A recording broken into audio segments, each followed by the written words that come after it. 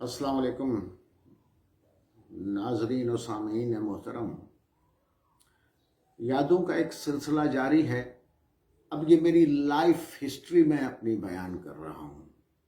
पिछली एक दो किस्तों में आपने देखा कि मैंने अपनी जो मजहबी फ़िक्र है उसकी कुछ वजाहत आपके सामने पेश की थी, ताकि आप मेरी मजहबी फ़िक्र से भी और वो जो मेरी लाइफ में मज़हब के तश्कीली अनासर हैं उन पर मैंने गुफ्तगू की थी। उस पर कुछ दोस्तों ने सवालात भी किए और उनकी वजाहत चाहिए और तफसीलात जानना चाहिए। मैं आपको बता दूं कि इस वक्त मैं कोई इल्मी प्रोग्राम नहीं कर रहा हूँ। ये सिर्फ मेरी ज़िंदगी की यादें हैं जिनमें तज़किरा हो रहा है। अगर ज़िंदगी ने मोहलत दी तो मेरा इरादा है कि जब मेरी लाइफ और उसके तजर्बात और मुशाहिदात मुकम्मल हो जाएंगे तो फिर हम कोई इल्मी प्रोग्राम भी करने के काबिल होंगे, जिसमें मज़हब भी होगा, सियासत भी होगी, अदब भी होगा, मुआशरत भी होगी। सारे पहलुओं पर जो जो कुछ मेरे जहन में है, इस जहन नारसा में जो कुछ है उस पर गुफ्तगू होती चली जाएगी। लेकिन फ़िलहाल मेरा ताल्लुक़ सिर्फ इतनी गुफ्तगू से है कि मैंने ज़िंदगी में क्या देखा और मैं क्या हूँ, बस इस पर गुफ्तगू जारी है। यानी जिस तरह एक सवाने हयात होती है, ये सवाने हयात है मेरी। तो नाज़रीन मोहतरम, पिछली दो किस्तों में मज़हब के बारे में जो मैंने गुफ्तगू की उसमें एक पहलू अभी तक तशना है, वो है तसव्वुफ़ का पहलू। मैं मारूफ मानों में ना कोई सूफ़ी हूँ, ना तसव्वुफ़ से मेरा कोई बहुत ज़्यादा गहरा ताल्लुक़ है, लेकिन रूहानियत और तसव्वुफ़ मेरे नज़दीक ये भी एक रूहानियत और तसव्वुफ़ बहुत अहम एक शोबा है जिसके कई रूप हैं। तसव्वुफ़ की कोई एक तारीफ़ करना भी मेरे नज़दीक मुमकिन नहीं है।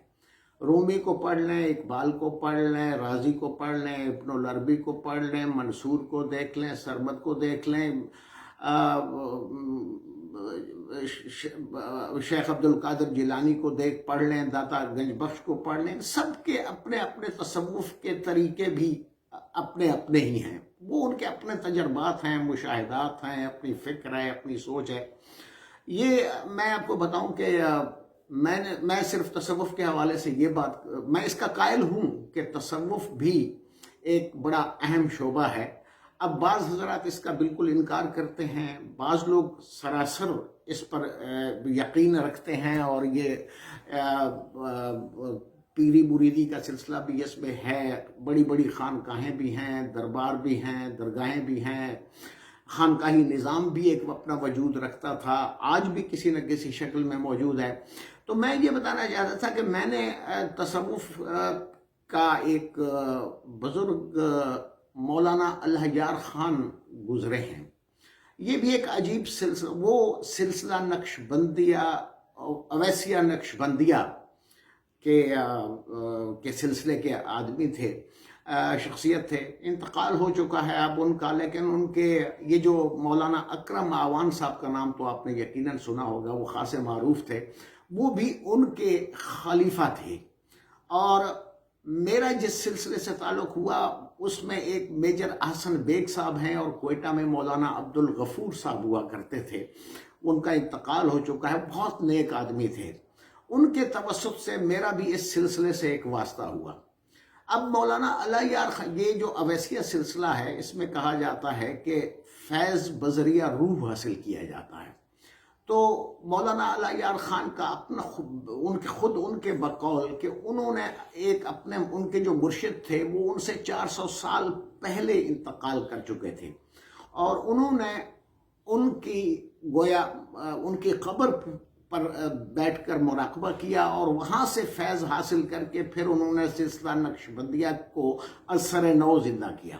ये जितने भी अवैसिया सिलसिले हैं ये हैं तो बज़रिया रूह ही।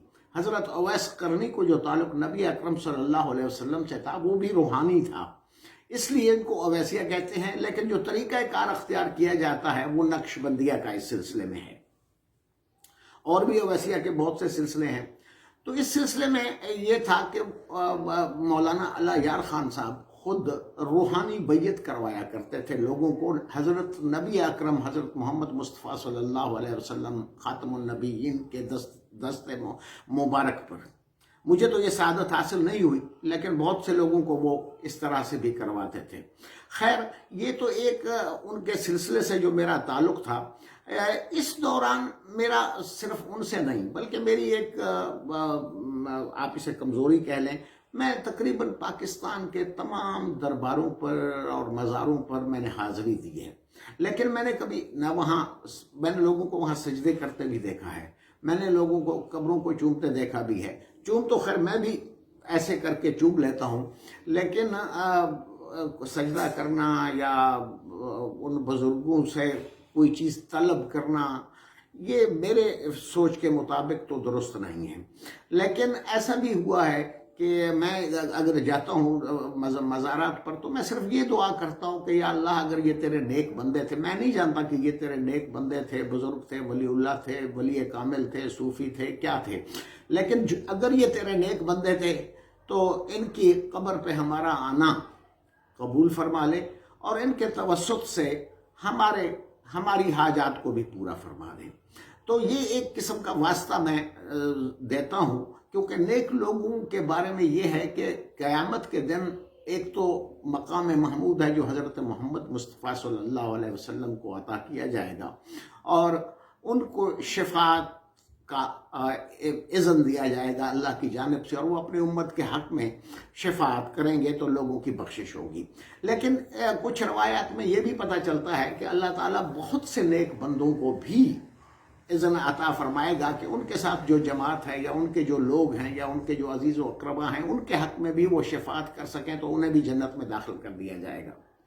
خیر، یہ تو ایک تصوف کی میں کوئی یہاں عام طور پر پنجاب میں نے دیکھا ہے، خاص طور پر لاہور میں، کہ یہ بابا لوگ بڑے مشہور ہیں، بابا انہیں کہا جائے، بابا مثلاً اشفاق احمد، خاص طور پہ اشفاق احمد صاحب نے، ممتاز مفتی نے، ان لوگوں نے، واصف علی واصف صاحب نے، ان لوگوں نے بابا کے لفظ کو بڑا معروف کر دیا۔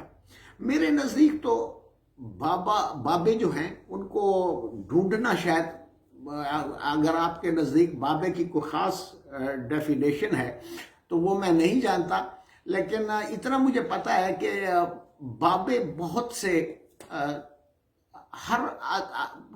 آپ کو ہر جگہ مل جائیں گے۔ یہ بابے کون ہوتے ہیں؟